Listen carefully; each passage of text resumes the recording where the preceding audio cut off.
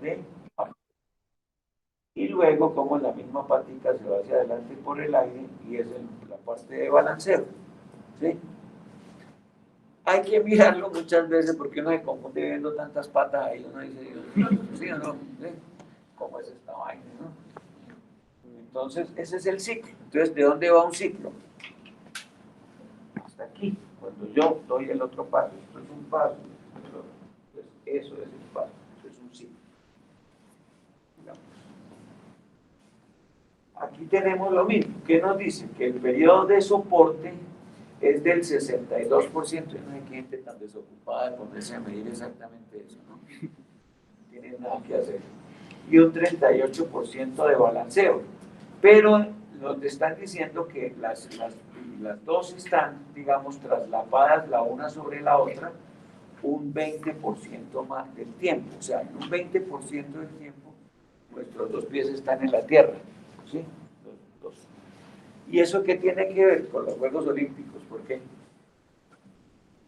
Acuérdese que la marcha dice que para que usted sea marcha no puede tener los dos pies en el aire en ningún momento, tiene que caminar así. Entonces, la marcha es simplemente que nosotros no podemos despegar. Aquí están las subfases de la marcha. Entonces esto se ha dividido en una serie de pasos especiales, de intención, etcétera.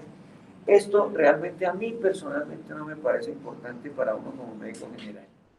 A usted lo que le interesa es reconocer si una marcha es normal o anormal, ¿no es cierto? Esto ya es como para un fisiatra, una cosa de estas, ustedes pueden revisar esto con el tiempo, ¿sí? Se dice que una pierna está en la fase de apoyo cuando está en contacto con el suelo y está en la fase de balanceo cuando uno se contacta con el suelo. Es una cosa muy inteligente, es una frase muy inteligente, ¿no es cierto? Sigamos. Bueno, la marcha representa una serie de movimientos rítmicos del tronco y extremidades que generan movimiento hacia adelante, aunque uno pues obviamente puede caminar hacia atrás, esto es como lo normal. Ustedes ven a alguien caminando hacia atrás, pues dicen, esto está como medio loco. ¿Cuáles son los componentes de la marcha normal? El equilibrio y la locomoción. ¿Qué es el equilibrio? El balance de dos o más fuerzas que actúan sobre un cuerpo. Cuando yo estoy así, estoy en equilibrio, porque yo, mi cerebelo, mi tallo cerebral y todo están mandando señales diciendo, así, déjese quieto, pero mi pie se está moviendo milímetros y está haciendo esto para que yo me mantenga bien. Entonces, esto es ese equilibrio se mantiene gracias a qué estructuras estarán ahí. La corteza. No, mire, aquí está el tallo cerebral y la médula, porque yo no estoy diciéndole, oiga, pronador del pie o extensor del pie, muévase, contráigase, yo voy a hacer esto, no, eso lo estoy haciendo yo solito para mantenerme así. Mis pies se están moviendo milímetros para mantener el equilibrio. ¿Sí? ¿Sigue? Bueno, entonces, fíjense que ahora entramos a otra cosa sencilla. ¿Qué necesitamos para caminar? Pues necesitamos ver. Sin ver es más complejo, ¿no es cierto? Necesitamos el sistema vestibular. ¿Qué es el sistema vestibular?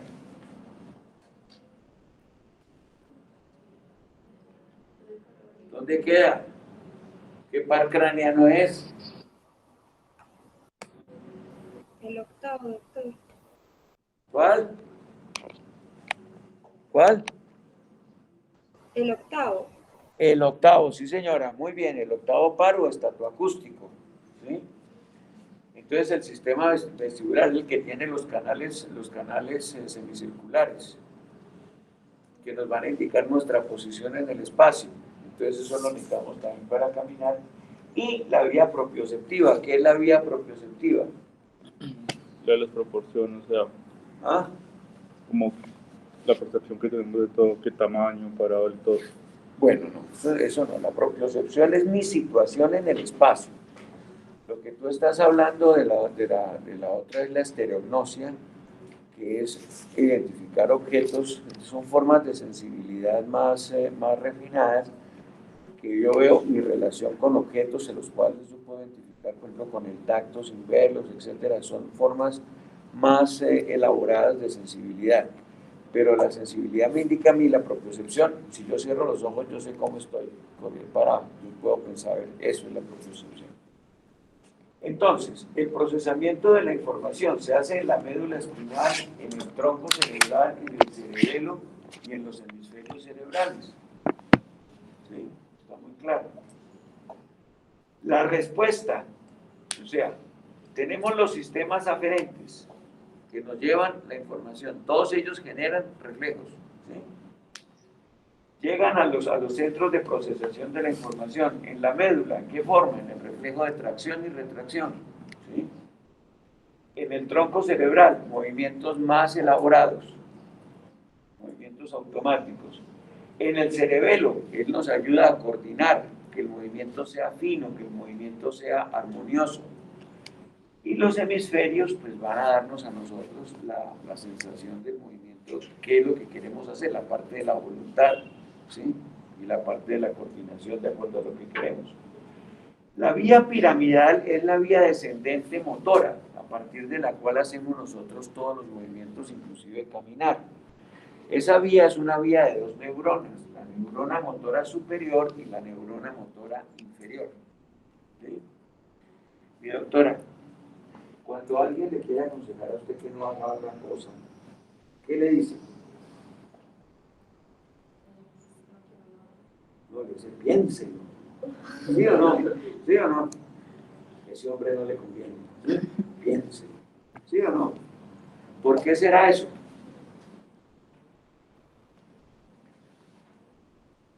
Porque la corteza cerebral es eminentemente inhibidora. Si usted piensa mucho, por eso es que dicen el que piensa, pierde, ¿sí? Y que uno se arrepiente más de lo que no hace que de lo que hace, ¿no es cierto, doctor? ¿Sí le han notado? ¿Sí se ha puesto a pensar que eso es así? Bueno.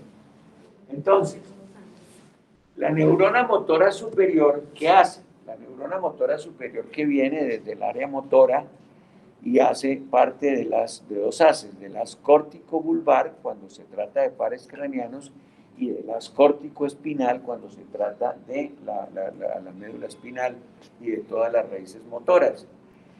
Ella va hasta la parte media de la médula espinal y allí hace sinapsis con las neuronas eferentes, pero antes de eso hace un paso con neuronas internunciales, que son como unos cerebritos que tenemos ahí. Y ellas hacen que se module la respuesta refleja. Por ejemplo, si yo a usted le exploro el reflejo rotuliano y usted tiene dañada la neurona motora superior, hay hiperreflexia, porque el reflejo está desbocado. ¿Sí? Entonces ese es uno de los signos de lesión de neurona motora superior. Usted golpea y ¡pum!, el reflejo. En cambio, si usted está bien, el reflejo es modulado, ¿sí? Tanto que usted lo puede inhibir. A veces pasa que es tanta la aprensión del paciente que se inhibe, pero a veces el paciente está tan excitado, tan angustiado por alguna situación externa que usted le explora los reflejos y están exaltados. ¿Por qué? Porque la corteza está tan pensando en la situación, está tan ocupada que está dejando de actuar. ¿Sí me entienden? Entonces, el signo cardinal de la lesión de neurona motora superior es la hiperreflexia. Esto ya no se les olvida, ¿no es cierto? Bueno. Y hay espasticidad. Ustedes han visto que la gente con derrame cerebral camina, hace la marcha de segador y tiene el brazo aquí pegado. ¿Por qué? Porque para los miembros inferiores predominan los músculos extensores, que están en espasticidad y eso le permite al paciente estar de pie. Y en la parte superior están los músculos flexores. Pero si fuera al revés, el paciente no podía caminar. ¿Sí? Pero por fortuna, pues lo puede hacer. La vía extrapiramidal es la que tiene que ver, ahorita miraremos pues en su momento la diferencia entre lesión de neurona motora superior e inferior. Ya la miraremos. La vía extrapiramidal es una vía que tiene que ver con la finura y la precisión en los movimientos. Y el aparato musculoesquelético, acuérdense que si uno tiene enfermedades musculoesqueléticas, pues entonces va a tener problemas con la marcha, aunque tenga el sistema nervioso perfectamente sano, digamos. Bueno, aquí están los datos que pueden ser importantes en un momento determinado. La duración de la marcha, 60% en apoyo, 40% en balanceo, 20% en traslape de doble apoyo, o sea, estas dos circunstancias se traslapan y dan un 20% del tiempo total. ¿Cuánto mide un paso? 40 centímetros.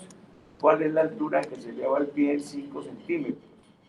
Uno está oscilando entre una base entre 5 y 10 centímetros cuando va caminando. La cadencia es de 90 a 120 pasos por minuto. El desplazamiento lateral, uno se va para un lado y el otro 5 centímetros. Si se va más, está borracho. Y la velocidad aproximada de la marcha normal es de 1 metro por segundo. ¿Está claro? Sigamos. El movimiento articular, que también tiene que ver, ¿qué es lo que nosotros vemos básicamente? El tobillo, cuando uno va caminando, miren, entonces tiene una flexión de 20 grados y 15 grados de dorsiflexión. La rodilla más o menos se flecta hace flexión de 60 grados y la cadera 30 grados de flexión y 15 de extensión, porque esto va cambiando. Usted va moviendo los músculos, pero pues en las distintas fases no los va a mover todos igual, entonces puede oscilar entre estas. Bueno, entonces, ¿qué vemos nosotros cuando vemos que alguien está caminando mal? Cuando tiene problemas de la marcha. Entonces hablamos de alteraciones neurológicas como el Parkinson y la hemiparesia que les acabo de describir, los músculos extensores en el miembro inferior y los flexores en el miembro superior, lo que permite lo que se llama la marcha del segador. ¿Por qué tiene que hacerle así al pie? Porque no tiene cómo hacerlo así derecho, porque no lo levanta. Entonces le toca levantarlo así con la cadera, ¿sí? Entonces ahí vemos nosotros, pues son muchas más alteraciones neurológicas, pero digamos eso es lo que uno cuando ve al paciente lo puede entrar. ¿Cómo camina un paciente de Parkinson? Él festina, él arrastra los pies, eso se llama festinación. Entonces es característico del Parkinson. Alteraciones musculoesqueléticas, pues alteraciones de caderas, canal lumbar estrecho y artrosis, etcétera, pues lo vemos, ¿sí? La marcha dolorosa, la marcha antálgica, es una marcha cuando usted está mal, usted hace un pasito corto porque quiere que la articulación que está dolorosa esté el menor tiempo de el peso del cuerpo, entonces en un pasito corto. Por ejemplo, usted va a entrar al consultorio y ya sabe qué tiene. ¿Sí? Ahora, cuando alguien está deprimido, ¿usted se da cuenta cómo camina? Está como achantado, está caminando como achantado. Entonces nosotros podemos percibir emociones a partir del ritmo de la marcha, a partir de la manera de caminar. Ahora, acuérdense ustedes, hay una fase muy importante y es que los niños pequeños, cuando caminan, no pueden llevar nada en las manos. Ellos van con los bracitos así para mantener el equilibrio y si usted les pone algo en la mano se cae. Lo mismo le empieza a pasar a los ancianos.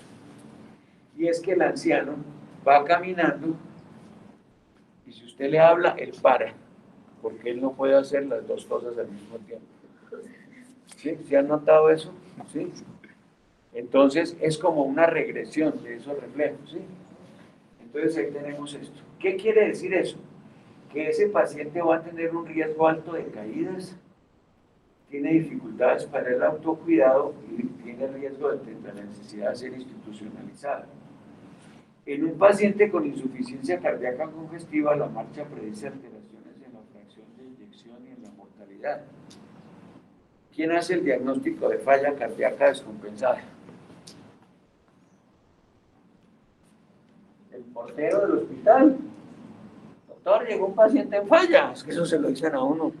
¿Por qué? Pues porque viene todo disneico, hinchado, todo y lo trae la familia, no puede caminar. Pues obviamente es un diagnóstico del portero del hospital. O sea, no es de uno. Bueno, ¿Y qué es lo que pasa? Que la marcha también está en relación con la funcionalidad y la capacidad para abastarse a sí mismo. O sea, que usted es un país viejito, eso es obvio. Por eso les digo que aquí hay cosas que son obvias, son de perogrullo. Uno se da cuenta que estos pacientes, pues obviamente si no puede caminar bien, pues va a terminar institucionalizado. ¿Sí? Listo, siga.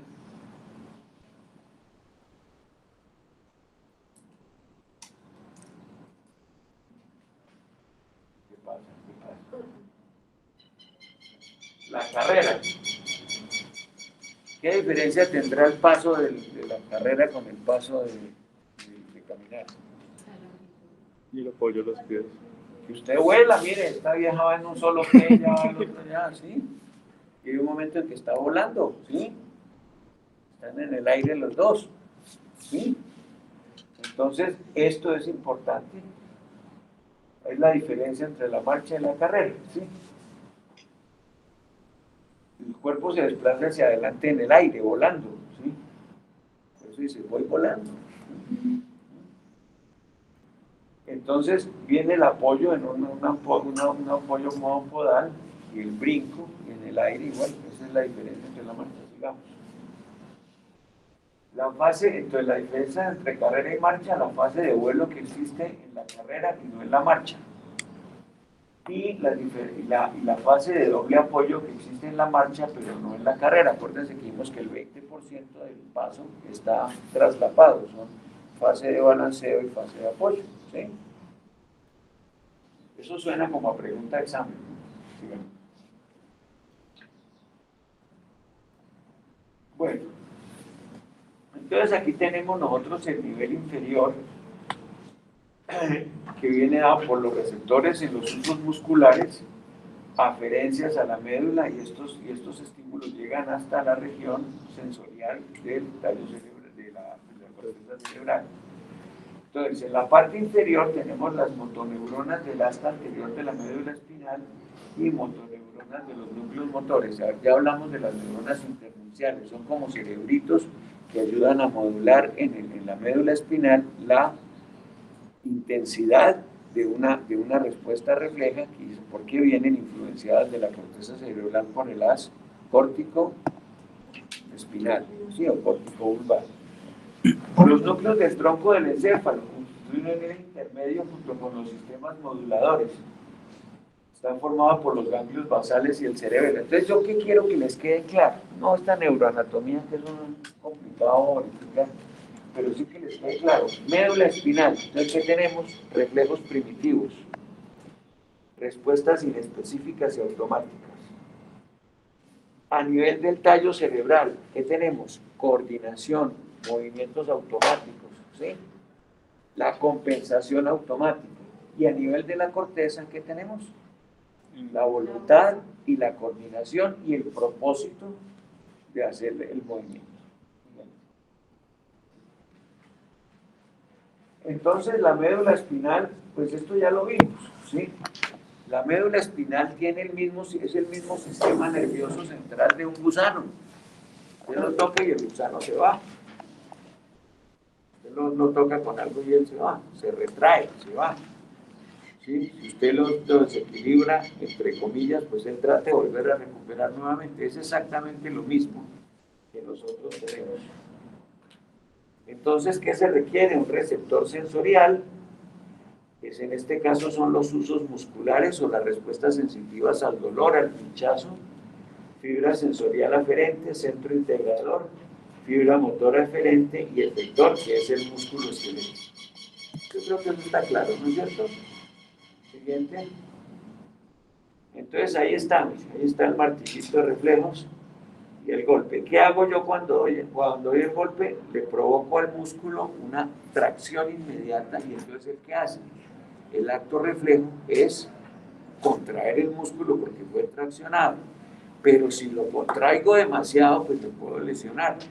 Entonces hay una cosa que se llama el aparato de Golgi, que inhibe inmediatamente ese reflejo y ese aparato de Golgi está localizado en los tendones. ¿Sí? Entonces tenemos el uso muscular, está en el músculo, le dice a la médula espinal, oiga, me traccionaron. ¿Sí? ese impulso pasa a la médula espinal, una neurona internuncial le dice, sí, haga el reflejo, pero fresco, no tan fuerte, sí, tranquilo, ¿sí? Y le dice, hágalo, hágalo. ¿Qué me estás haciendo la cara? El celo es una complicada. Bueno, entonces, le dice que haga una respuesta modulada, y eso fue automático, usted no lo pensó, no tuvo que tener ningún acto voluntario para hacerlo, ¿sí está claro? Lo mismo si usted está chuzando, o tal vez debo quitar el dedo, ¿no? Entonces aquí lo hace automáticamente. Listo. Digamos. Bueno, aquí están los usos musculares. Ustedes ya vieron esto, ya lo vieron en fisiología, lo del uso muscular, el aparato de Golgi, etc. ¿No? Bueno, pero ya lo han visto cómo funciona, ¿sí? Bueno, listo. Solo vimos la estructura. Bueno, entonces miren, esto del uso muscular son unas fibras musculares modificadas. ¿Qué hacen? Tienen unos sensores de tracción. Y entonces ellas existen por cada número de fibras musculares normales que se encuentran, existe una cantidad de usos musculares. Ellos se reúnen, son una parte sensitiva y indican a la médula que el músculo está siendo traccionado. En el reflejo le hacemos una tracción brusca, pero en la vida usted le está haciendo eso, usted los usos musculares están diciéndole. Ahora, además hay una cosa, esta respuesta también tiene que ver con que al mismo tiempo que yo contraigo este músculo, que es el cuádriceps, estoy relajando los músculos isquiotibiales y la parte posterior, ¿sí? Porque si no, no se podría. O sea, ahí hay una coordinación segmentaria de la médula para hacer las cosas bien. Pero si yo me voy demasiado, pues ¿qué pasa? Que lesiono la rodilla.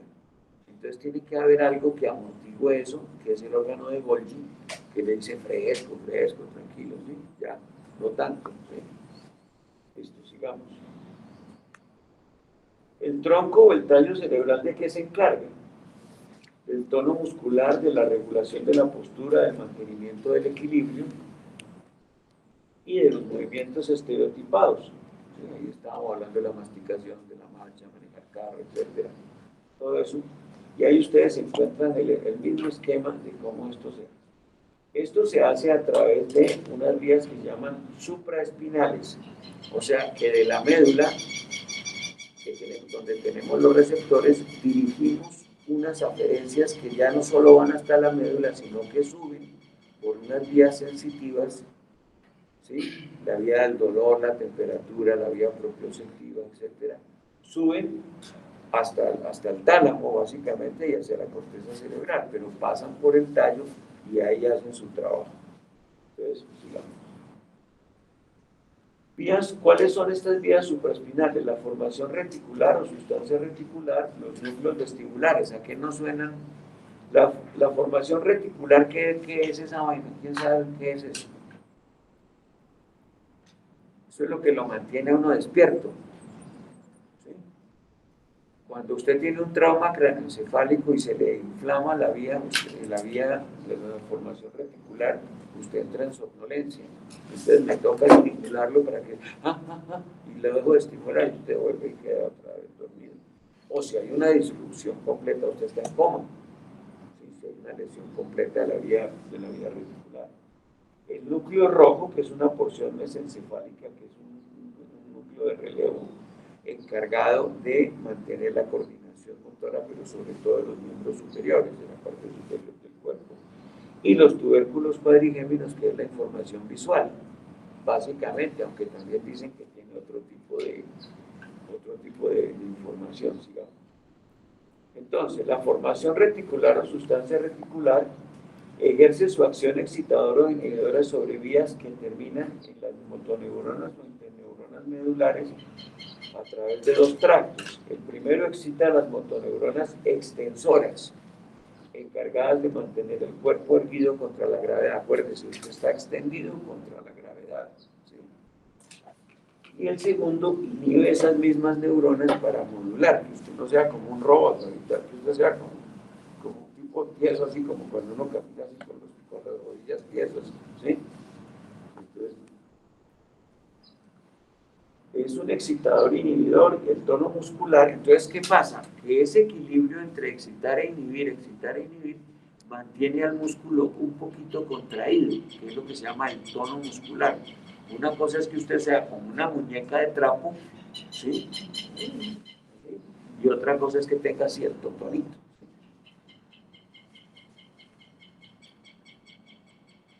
Bueno, los núcleos vestibulares, ¿qué es lo que hacen? Los núcleos vestibulares, pues lo que hacen es darnos información del equilibrio de nuestra posición en el espacio, ¿sí? Ayuda a que al tono muscular en la musculatura antigravitatoria, nos mantiene los extensores también. Y los núcleos vestibulares reciben información del aparato vestibular y señales propioceptivas, o sea, cómo estamos en el espacio y también la propiocepción de la cabeza sobre todo, ¿sí? Cómo está nuestra cabeza en relación con el medio ambiente. Y ellos envían referencias a diferentes localizaciones dentro y fuera del tronco encéfalo, provocando respuestas reflejas que ayudan a mantener una correcta coordinación. O sea, fíjense que todo esto no es tanto aprenderse esto, sino que entendamos que usted para caminar necesita ver, oír y saber cómo está en el espacio, saber cómo está, bueno, oír también, porque de alguna manera tiene que ver, también es otra forma de propiocepción, que su cabeza sepa cómo está respecto al espacio, ¿sí? que se encuentre usted en equilibrio, que sus movimientos, todo eso le permite que al sistema del cerebelo, que lo veremos más adelante, y al tallo cerebral a mantenerlo a usted en equilibrio, que usted no esté como un robot o se esté cayendo. ¿Sí está claro el concepto más o menos? ¿Sí lo entienden? Así a grandes rasgos, yo no pretendo que aquí salgamos neurólogos hoy, pero sí que les queden a ustedes claros los 3 niveles de la marcha. Sigamos. El núcleo rojo participa en el movimiento postural, se encuentra en el mesencéfalo y recibe conexiones del cerebro y de la corteza motora, lo que yo les digo. El cerebro, el cerebelo, todos ellos hacen ¿qué? Son circuitos reverberantes. ¿Qué hacen? Están, como quien dice, constantemente en movimiento. La sustancia reticular ascendente, ella está no en movimiento, sino en despolarización, hablemoslo así, está emitiendo continuamente. Dormirse, ¿qué es? Desconectar la sustancia reticular ascendente, que ya perdió el estado de alerta. ¿Sí? Dicen que el sueño y la muerte son exactamente iguales, ¿no? Para efectos prácticos. ¿Sí? Entonces, estos haces que salen de ahí van a reforzar, por ejemplo aquí va hacia el haz piramidal, o sea, lo que tenga que ver con el núcleo rojo, sobre todo en los miembros superiores, tiene que ver con la coordinación de los movimientos finos, que nosotros hacemos. ¿Sí? Bueno, los tubérculos cuadrigéminos, además de que reciben un furgo de estímulos del sistema vestibular, de la propiocepción medular y de todo, reciben principalmente de los ojos, nos indican nuestra posición en el espacio. Entonces ahí tenemos integradas las cosas. Entonces vuelvo y les repito, ¿qué necesitamos para caminar o para movernos? Necesitamos saber cómo estamos en el espacio, necesitamos ver y necesitamos percibir nuestro cuerpo. ¿Sí? Eso es básicamente. ¿Sí? Bueno, la corteza cerebral es muy compleja. La corteza cerebral es muy compleja porque es la parte más evolucionada que nosotros tenemos, especialmente el área prefrontal. Es el área más evolucionada y ya dijimos que era eminentemente inhibidora, ¿sí? No se les olvide, ¿sí? Además, en el cerebro, en el propio encéfalo, tenemos al cerebelo y a los ganglios basales. Los ganglios basales, la enfermedad de los ganglios basales es la enfermedad de Parkinson, ¿no es cierto? Entonces, ahí intervienen en la intervención y en el control de los actos motores desde que se establece la finalidad de los mismos. ¿Sí? O sea, yo para qué me voy a salir del salón, esa es la finalidad, me dirijo caminando hacia allá, ¿sí? Y se organiza un programa o un plan. así sea instantáneo, pero usted organiza, usted dice, yo tengo que pasar por acá, pues también me puedo ir por allá, pero sería como medio pendejo, ¿no? Entonces yo me voy por acá, eso lo hace la corteza cerebral. ¿Sí? Listo, sí. Ahí está, ahí dice cerebelo, si no se ve bien. ¿Qué hace el cerebelo? El cerebelo es el gran coordinador. Tiene una serie de capas, tiene una serie de núcleos, una serie de partes que tienen que ver que el movimiento esté regulado y tiene que ver con el equilibrio y la adecuación de la postura y el desarrollo del movimiento. No se les olvide cuando ustedes estudien y definan esto, porque estos son importantes, no son solo palabras. Cuando un paciente tiene lesión cerebelosa, tiene una cosa que se llama el lenguaje escandido. ¿Ustedes saben qué es el lenguaje escandido? El lenguaje escandido es el lenguaje de borracho. Estoy borracho. Eso que nos parece tan chistoso en el borracho, en el enfermo, si no nos parece chistoso porque es muy dramático. En la marcha y la echan a borracho. ¿Qué hace? Que el paciente aumenta el polígono de sustentación para caminar. El desvío aumenta esos parámetros que veíamos ahora. Aumenta lo que se llama el polígono de sustentación y entonces el paciente está haciendo lo que se llama una ataxia cerebelosa. ¿Sí? Y eso es muy serio, es muy grave y es muy triste porque el paciente está consciente, está orientado, es consciente de su lesión y no puede caminar bien. Camina. Me acuerdo que yo tenía un paciente, el pobre señor se la pasaba en pijama todo el día tratando de regar las manticas porque no, pues lo teníamos hospitalizado, no había nada más que hacer y pasó mucho tiempo hospitalizado en rehabilitación. Y el tipo trataba y uno lo veía caminando así como un borracho, ¿verdad? Por todo el corredor con una jarrita de agua para tratar de echarle agüita a las manticas del hospital. Eso le da a uno mucho pesar. ¿No? Totalmente. Y no tenía alternativa porque fue debido a un infarto cerebral, entonces, cerebelar, entonces no había nada que hacer. Listo, sí. Y los ganglios basales, pues ya vimos nosotros, participan en el control de la actividad motora mediante efectos moduladores. Como ustedes verán, ahí hay mucho efecto modulador y mucho efecto de coordinación y todo. Sigamos, creo que esto es el... Bueno, entonces, ya vimos cómo es la marcha de Parkinson, que es la festinación, ¿no es cierto? La marcha hemiparética, ya vimos por qué, extensores y flexores. ¿Sí? La ataxia cerebelosa ya la vimos.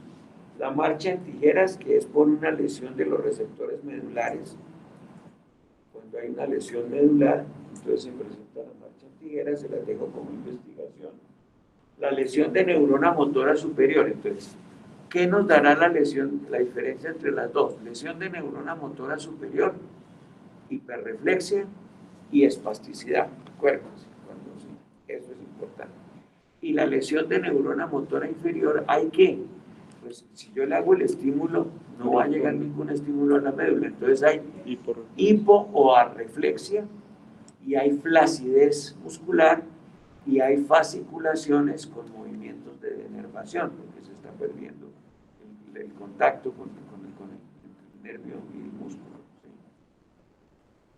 Entonces, un paciente con una lesión medular, vamos a encontrar hiporreflexia o arreflexia y flacidez.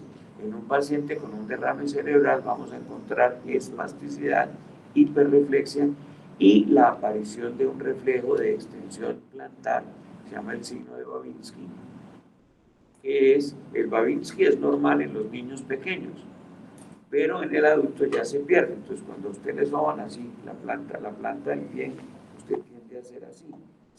Si está mal, tiende a abrir los dedos en abanico. Y la marcha antálgica de paso corto. Bueno, si vieron, como les dije, que hoy no era tan larga la clase, creo que ya se acabó.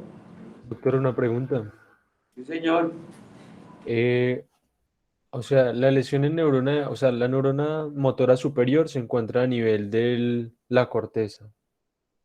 El cuerpo, muy buena tu pregunta, fíjate lo importante, muy bien. El cuerpo de la neurona se encuentra en la corteza, el axón de esas neuronas baja por la cápsula interna y hace parte del haz córtico vulvar o córtico espinal Si es córtico bulbar, llega a los núcleos motores de los pares craneanos motores, que tienen función motora, y si no, llega a las astas anteriores de la médula espinal. O sea que cuando se lesiona esa superior, el axón no conectaría con la inferior. Estaría en Exactamente. la médula y la inferior cuando se lesiona no llega hacia no hace el efecto, pues no es efectora hacia el músculo. No llega a la médula ni se contrae, exactamente, sí señor.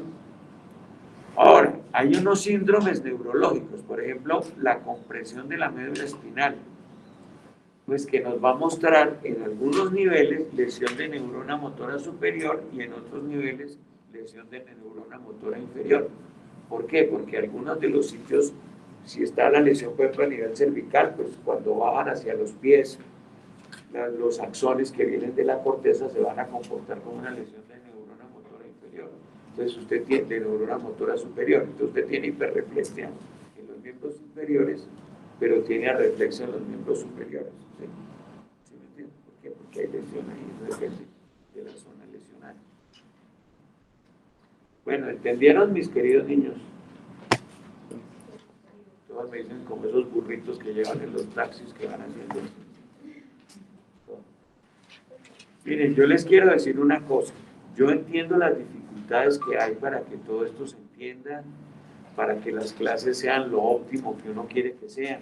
Ustedes saben que uno como profesor, el éxito de uno se mide es en que la clase pues, le resulte útil a los estudiantes. Entonces, pues cuenten conmigo para lo que quieran. Yo aquí les traje a ustedes, le van a sacar una foto a esto.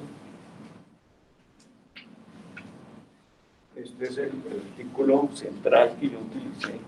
Ahí está todo. Solo que no es en cristiano.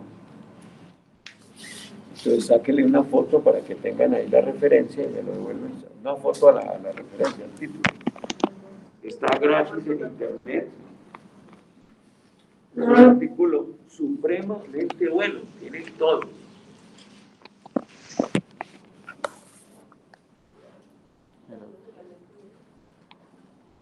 Bueno, mis doctores, ¿listo? Eso fue